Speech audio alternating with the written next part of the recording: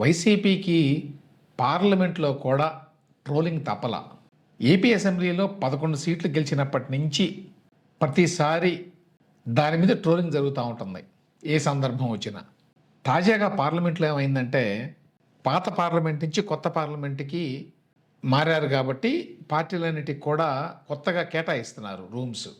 అందులో భాగంగా వైసీపీకి ఈ కొత్త పార్లమెంటు భవనంలో మొదటి అంతస్తులో 11వ నెంబర్ రూమ్ని స్పీకర్ ఓం బిర్లా గారు కేటాయించారట. అదేదో కావాలని ఉద్దేశపూర్వకంగా చేసినట్టుగా ఉంది. నిజానికి పార్లమెంట్లో స్పీకర్కి కానీ మరెవరికి కానీ తెలిసే అవకాశం ఉండదు. ఒక కోఇన్సిడెన్స్ అయి ఉంటుంది ఇది. 11 సీట్లు ఉన్నటువంటి వైసీపీకి 11వ నంబరు రూమ్నే కేటాయించటం. దీని మీదట పాపం వైసీపీ ఎంపీలు తీవ్రంగా అసంతృప్తి వ్యక్తం చేశారట. వెంటనే మాకు రూమ్ మార్చండి అని చెప్పి వెళ్ళి స్పీకర్ గారిని కలిసి విజ్ఞప్తి చేశారట. వారి విజ్ఞప్తి మేరకి ఇప్పుడు తాజాగా వైసీపీకి పార్లమెంట్లో 12వ నంబర్ రూమ్ని కేటాయించారు.